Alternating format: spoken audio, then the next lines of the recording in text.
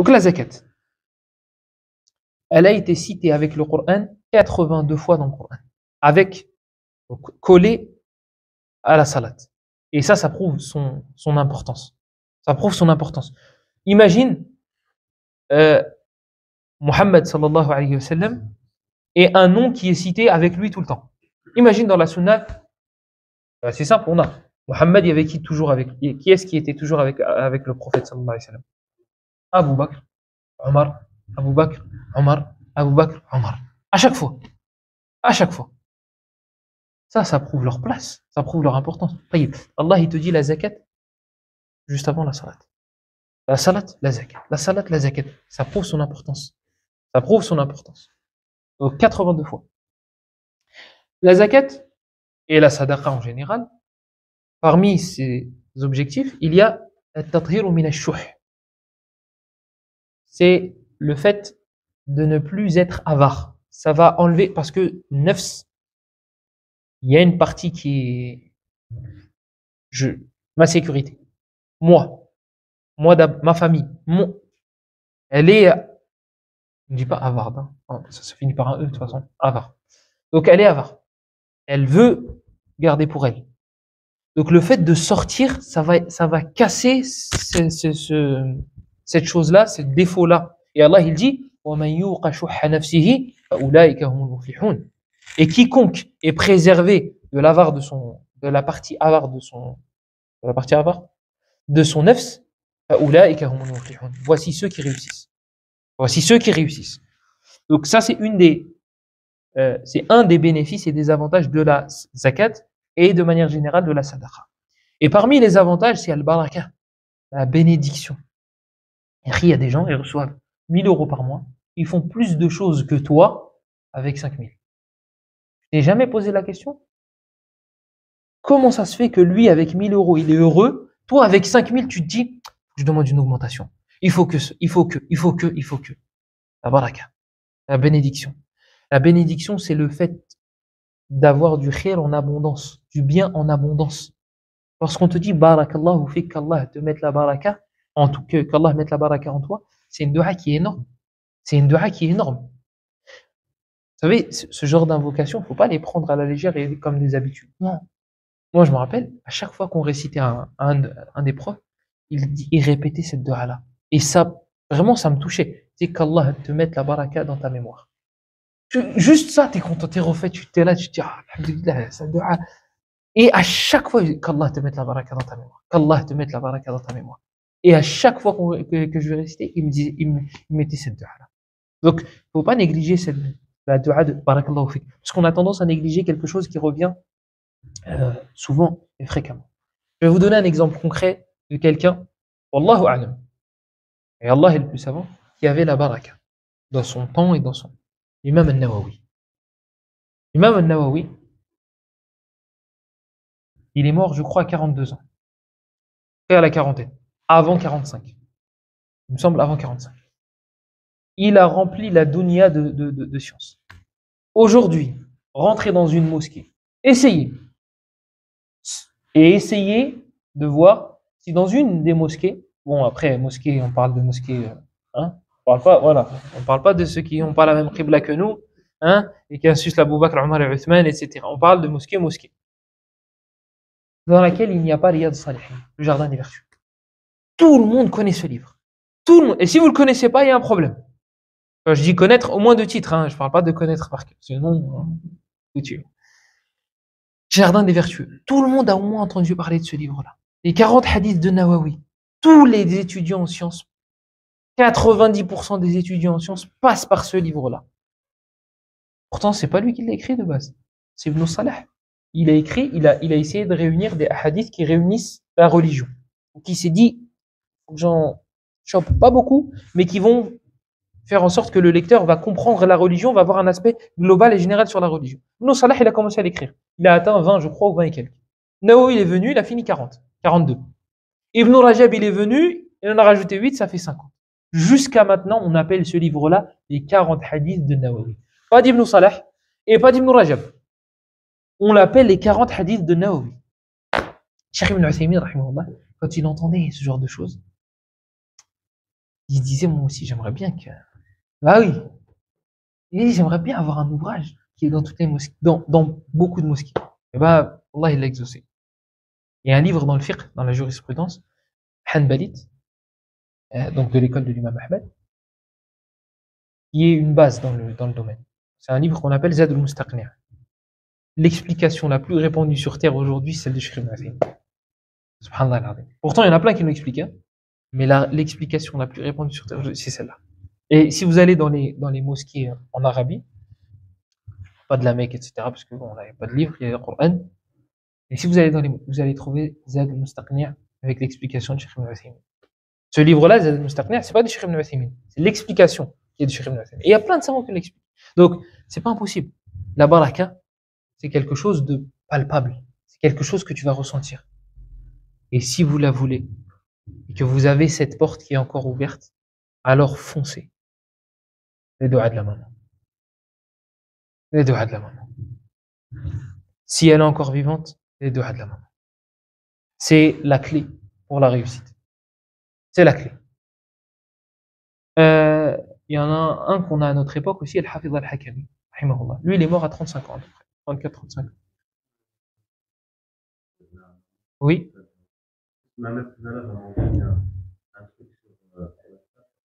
الأم هي الإنسان الواحدة التي قد تنسى أن تدعي لنفسها في صلاتها لأنها تكون مشغولة بالدعاء لأبنائها. Il a dit la seule personne qui peut s'oublier, qui peut oublier sa propre personne lorsqu'elle invoque, c'est la mère, parce qu'elle est occupée à invoquer pour ses enfants. Donc, si vous avez cette porte-là ouverte, il faut foncer. Si elle est fermée, c'est pas trop tard, c'est pas impossible, c'est pas, mais vraiment c'est une porte, c'est un raccourci si vous voulez. C'est un raccourci. Le père aussi, hein. Mais la mère, c'est la mère. Elle a une place spéciale. Al-Hafidh Al-Hakami, il est mort à 35 ans. 35 ans. Certains ils disent 34 ans. Il a écrit des ouvrages avant ses 20 ans. Moi, j'ai un livre de lui, il fait 4 volumes. 4 volumes. Aujourd'hui, il est étudié dans les universités en Arabie Saoudite. Il a écrit un poème avant ses 20 ans. Son cheikh, il a vu, Qarawi, il a vu. Il a dit, il faut que tu l'expliques. Tu l'expliques toi-même. Il l'a expliqué en 4 volumes. Aujourd'hui, c'est une des dernières étapes dans les universités. C'est un des derniers livres qui est étudié. Parce que le niveau, il est haut. Il est vraiment haut. Il est mort, il a 35 ans. 35 ans. Il avait 2 épouses. 35 ans. Il a eu le temps d'avoir des épouses, 2 épouses, il a eu le temps d'avoir la science, il a eu le temps d'avoir le Coran, qu'il a appris en un mois. Ouais. Voilà, baraka. C'est ça le baraka.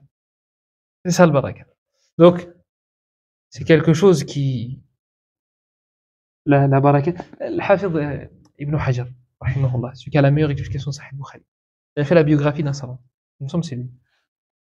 Il a dit, il a écrit des livres et il a assisté à des cours avec nous dans le hadith. Donc, ils étaient copains.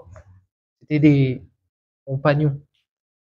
On a assisté à des cours ensemble. On a écrit le hadith ensemble. Il a des ouvrages. Il a prié. Il a dirigé la prière de Tarawih pendant X temps, etc. Et qu'Allah lui fasse miséricorde, il est mort, il avait 18 ans.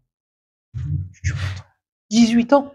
Moi, 18 ans, chanter des chansons anglaises que je comprenais même pas. Lui, il a fait Tarawih. Il connaissait le Coran, il a assisté à des cours il a écrit des livres. 18 ans. Et rahimahullah, il est mort.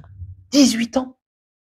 18 ans. Aujourd'hui, nous, on considère que la personne, elle commence à être adulte à partir de 18 ans. Non, regarde, c'est un homme.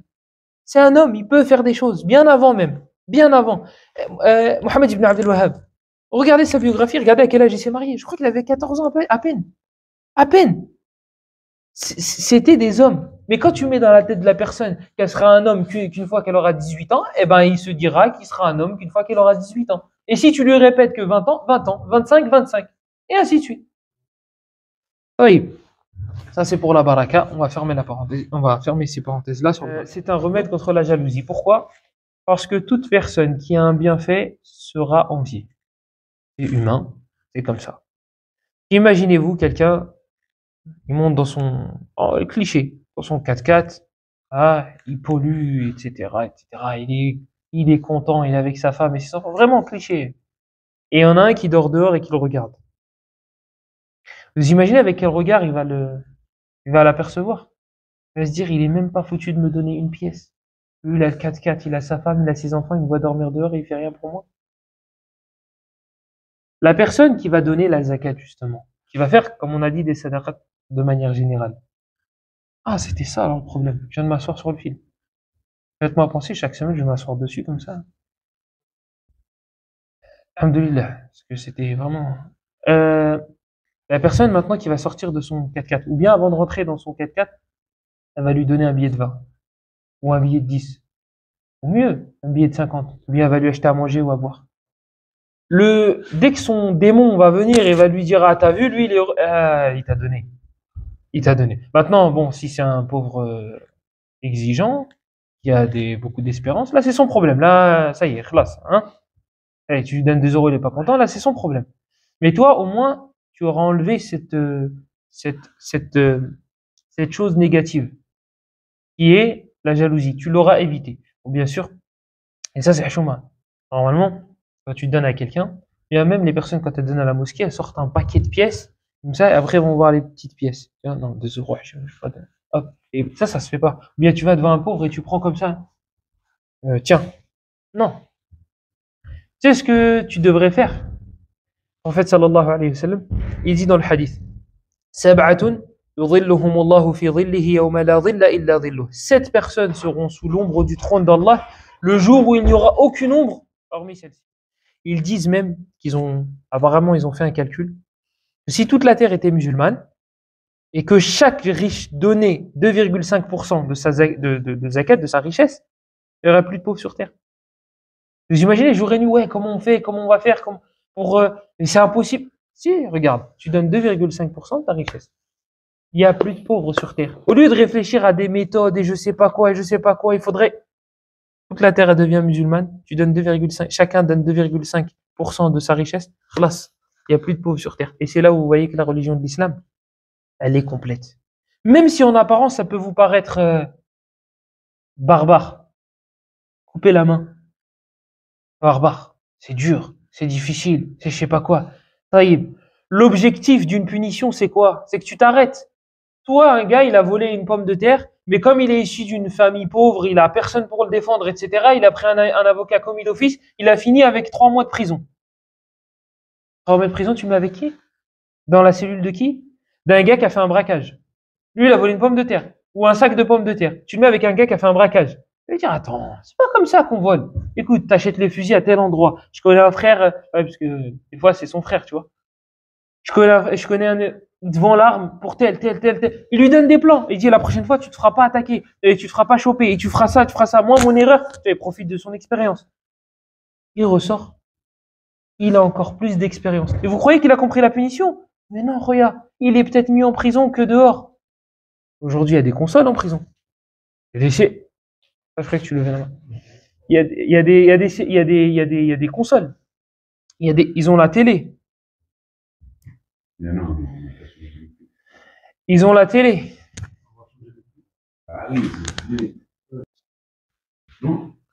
Si, c'est bon. Les prisons. Il ressort avec plus d'expérience. Il ressort, il a encore plus la haine contre la société. Il ressort d'où? D'un endroit où il y avait de l'électricité. D'un endroit où il y avait des personnes qui travaillaient là-bas. D'un endroit où il y avait de la nourriture. Tout ça, ça coûte de l'argent.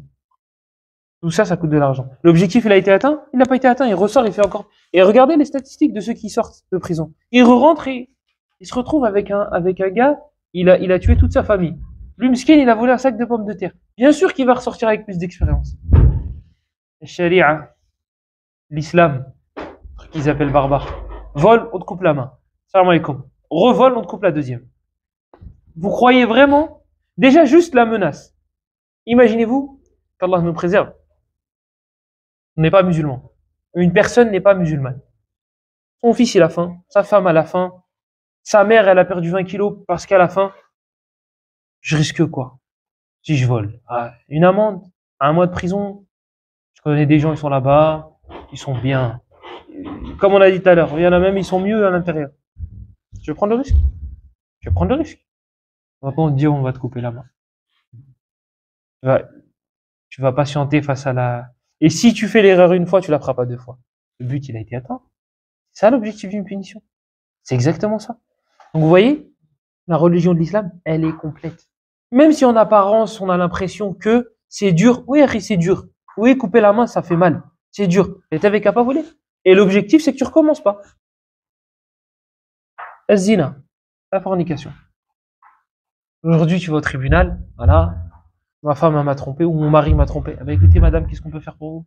Ou écoutez, monsieur, qu'est-ce qu'on peut faire pour vous? Il est même pas puni. Par contre, si t'es polygame, non, ça c'est interdit. Ça c'est pas bien. Taïb. On te dit, on va dire que t'auras une peine de prison si tu forniques. On te dit la peine de mort. C'est pour celui qui commet l'adultère, celui qui est marié. Il n'est pas marié, sans coup de fouet. Tu vas réfléchir à deux fois avant d'aller voir cette femme. Même si elle est très très très belle, tu dis sans coup de fouet, sa beauté, tu mets les deux dans une balance. Tu dis non, vas-y, tu sais quoi, on va rester amis. Ou on va couper même. C'est ça l'objectif. C'est ça le but d'une punition. C'est que tu ne fasses pas la chose. C'est que tu ne recommences pas la chose. Si tu l'as déjà faite, c'est que tu ne recommences pas. Donc ne dites pas, c'est trop dur. Non, non, c'est pas trop dur. La religion de l'islam, elle est complète. Que ce soit dans ses préceptes, dans ses obligations, ou que ce soit dans les punitions pour ceux qui ont transgressé les interdits. Donc, az-zakat, c'est un remède contre la jalousie. C'est aussi un remède contre les maladies. Et ce hadith-là, il est très connu. Daou mardakum bis sadaqa. Guérissez vos morts, guérissez vos malades, pas guérir les morts, guérissez vos malades avec les sadaqat. Mais le hadith est faible. C'est rapporté par Tabarani, mais son sens est vrai. Son sens est vrai. Pourquoi? Parce qu'on a un hadith rapporté par At-Tirmidhi selon Anas ibn Malik dans lequel le prophète sallallahu alayhi wa sallam nous dit Inna sadaqata tutfi'u ghadab ar-rabb. L'aumône, elle éteint la colère du Seigneur. La personne, elle est malade. Pourquoi elle est malade? Vous pensez que c'est Ayoub, hein, il est éprouvé, c'est un prophète. Allez, en 2022, c'est parce que tu as fait des péchés. Voilà. On va pas être, là, c'est pas optimiste, hein, c'est rêveur. Voilà. Tu as été éprouvé parce que tu as fait des péchés. Point. Sur ça. Ah, c'est وما أصابكم من مصيبة فبما كسبت أيديكم ويعفو عن كثير. Il n'y a pas une catastrophe qui vous attend sans que ce soit à cause de vos mains. Oui, c'est une prière, quand même. C'est un ibtila. Mais l'ibtila, il est de deux sortes. Soit pour t'élever, soit pour te faire pardonner tes péchés. Pardonner les péchés, hadouk, c'est nous. Élever en degré, hadouk, c'est les prophètes et les pieux. Et nous, Abu Bakr, Omar, Uthman, Ali. Nous, c'est pour expier les péchés. Alhamdulillah, c'est un khir quand même. Ça sert à enlever de nous. Ça enlève les péchés. Comme il dit le prophète sallallahu alayhi wa sallam, عجبا لأمر المؤمن إن أمره كله خير إن أصابته سرا شكر فكان خيرا له وإن أصابته ضرا صبر فكان خيرا له. L'affaire du croyant est étonnante. Une affaire. L'affaire du croyant est étonnante. S'il a un bonheur qui le touche, il remercie Allah, c'est un bien pour lui. Et si un mal le touche, un mal en apparence, il patiente, ce sera un bien pour lui. Soit le mal qui va te toucher, soit ce sera à cause de tes péchés, soit ce sera parce qu'Allah veut t'élever en degré. Dans les deux cas, le prophète il vient de te dire que c'est un bien. Le hadith est dans Sahih Muslim. Pas de divergence sur son authenticité. Suhayl al-Rumi, c'est lui qui rapporte le hadith. Donc je disais, la sadaqa éteint ghadab ar-Rabb. Elle éteint la colère d'Allah. Donc toi qui es malade, ou bien qui a un malade dans ta famille, lorsque tu fais des sadaqas, tu vas éteindre la colère d'Allah. Et donc du coup, éteindre la cause pour laquelle il est malade. Et le verset, je viens de le citer. Parmi les bénéfices et les avantages de la sadaqa, de la zakat et de la sadaqa, c'est le mahabba. C'est le fait que les gens vont s'aimer. Les gens vont s'aimer. Et ça revient à ce qu'on disait tout à l'heure par rapport à la jalousie. Les gens vont se détester. Ils voient le riche, ils donnent pas aux pauvres. Même une fois, on était à la mosquée et il nous a dit de donner. On n'avait rien du tout. Et il a dit, ouais, t'as un téléphone comme ça et t'as pas d'argent. Et c'était pas ce téléphone. C'était un téléphone. Donc, il y en a qui sont exigeants. Il y en a qui sont exigeants. Mais il faut se mettre à leur place. Il faut se mettre à leur place. C'est pas facile. C'est vraiment pas facile. وَأَمَّا السَّائِلَ فَلَا تَنْهَرْ. Et quant à celui qui vient demander, alors ne le repousse pas. Ne le jette pas, ne le rejette pas violemment. Tu sais pas lui ce qu'il vit tous les jours. Tu sais pas ce qu'il est en train de supporter. Ali ibn Abi Talib, il disait, si la pauvreté était une personne, je l'aurais tué. Je savais pas. À cette époque-là, au moment où Ali disait ça, les gens, ils mangeaient des cadavres. Je savais pas ce que ça peut faire, la pauvreté, la faim, etc., etc. Le prophète sallallahu alayhi wa sallam, il attachait une pierre à son ventre. Alayhi sallam, tellement il avait faim. Je savais pas ce que c'est. Abu Huraira, il sort la nuit, au milieu de la nuit, il marche. Il voit Abu Bakr. Il dit, qu'est-ce que tu fais dehors? Et il dit, ben, j'ai faim. Et il dit, Wallah, ce qui m'a fait sortir, c'est la faim. J'ai faim, je sais pas quoi faire, je marche. Vous savez pas ce que ça peut faire. Vous savez pas ce que ça peut faire. Donc, c'est un remède, c'est une cause pour que les gens s'aiment. Lorsque tu vas donner à quelqu'un, c'est inné chez l'être humain. Lorsque tu lui fais du bien, il va t'aimer. Même s'il fait un djihad contre lui-même, non, vas-y, lui, j'aime. Il te fait du bien, il te fait du bien, il te fait du bien. Regardez le prophète, sallallahu alayhi wa sallam. Amr ibn al-As, il disait, il n'y a pas une personne que je détestais plus que Muhammad, sallallahu alayhi wa sallam. Il a dit, aujourd'hui, je suis incapable de vous le décrire, de décrire son visage. Il a dit parce que je le regardais pas dans les yeux, ta'ziman lah, par respect envers lui. Vous avez vu comment ça s'est...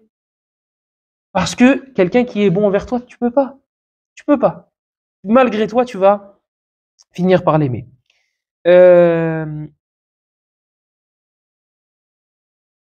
Il y a un point que je voulais aborder et il n'est pas noté. Allahu a'lam où est-ce qu'il est.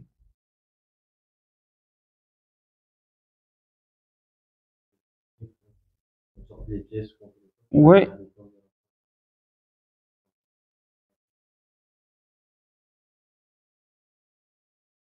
Non, c'est pas... En fait, je sais que c'est en rapport avec ça. Mais où est-ce qu'il est là? Tu as raison, parce que tu as dit, éviter ça, éviter de choisir Là, ça y est, j'ai trouvé, ça y est. Al-Mahabba, c'était dans le fait d'aimer. Dans le fait d'aimer. J'allais dire que, en fait, min maqasid al-sharia, parmi les objectifs de la religion, le fait qu'on s'aime entre nous. Et donc, du coup, celui qui donne la zakat aura fait une des causes pour qu'on s'aime. Et j'allais citer une des causes pour pouvoir s'aimer. Le prophète sallallahu alayhi wa sallam, d'ailleurs, dit de passer le salam à ceux que tu connais, à ceux que tu connais pas. Parce que c'est une des causes pour qu'on puisse s'aimer. Eh, tu fais une dua pour qu'Allah, le salam alaykoum, que la paix soit sur toi. Tu es en train d'invoquer pour qu'il soit en paix. Quelqu'un qui vient et qui fait une dua pour toi, c'est quelque chose. Et si en plus de ça, il te dit wa rahmatullahi wa barakatuh, donc la miséricorde d'Allah et ses bénédictions, mashallah, qu'est-ce qui te reste pour ne pas l'aimer? Donc c'est un des objectifs de la religion, le fait qu'on s'aime.